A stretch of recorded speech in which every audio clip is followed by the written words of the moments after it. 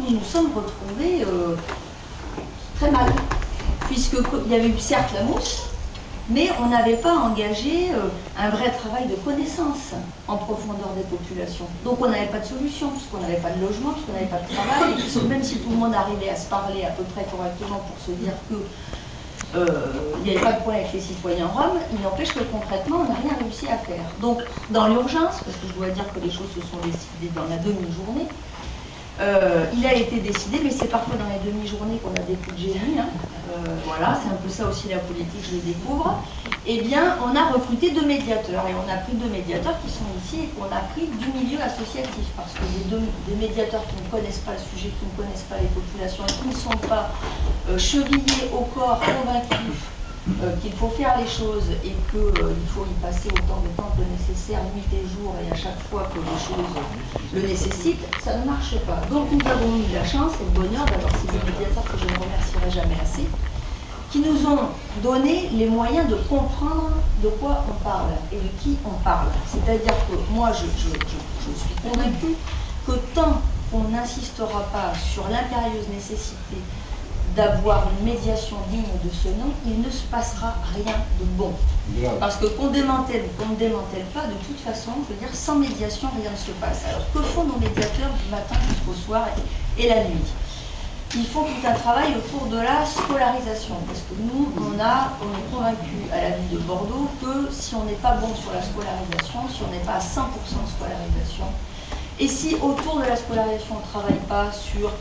la restauration, les ateliers de cuisine pour les mamans, les centres de loisirs, les ateliers de cirque, si on ne donne pas la possibilité aux habitants et aux riverains de vivre tout simplement avec les hommes et les femmes et les enfants roms, si on n'est pas capable de gommer le fait qu'ils sont roms et les autres non roms, si dans la gestion du quotidien on parle toujours d'eux comme étant une population à part, on n'arrêtons à rien. Donc derrière la scolarisation, l'apprentissage du français, le vivre ensemble, ça, ils font un gros travail là-dessus. Ils font ce gros travail sans, donc moi je parle aussi un peu des propositions, sans que l'éducation nationale ait vraiment les moyens de les accompagner. Donc ils le font, on va dire, pour tout ce qui est éducatif, mais pas tout ce qui est pédagogique. Or, il y a quand même une limite à ça, c'est-à-dire que aujourd'hui, par exemple, on a mis en place des protocoles pour faciliter la scolarisation et pour que nos agents de la mairie comprennent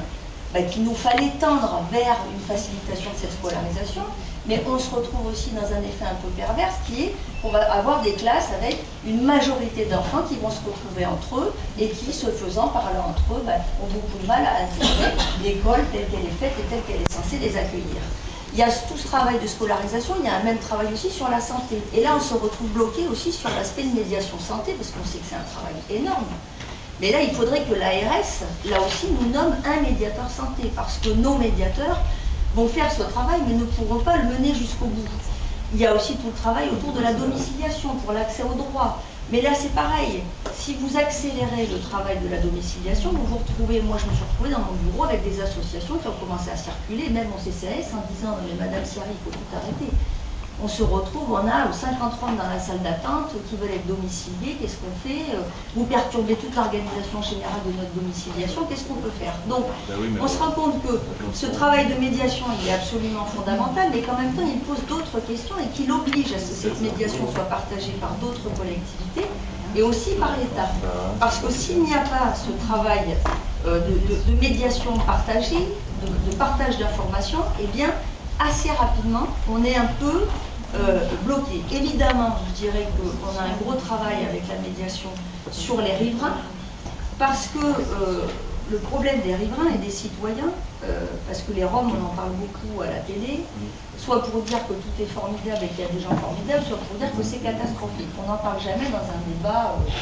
normal, apaisé, républicain, où on dirait les choses très simplement, en disant le 31 décembre 2013, ils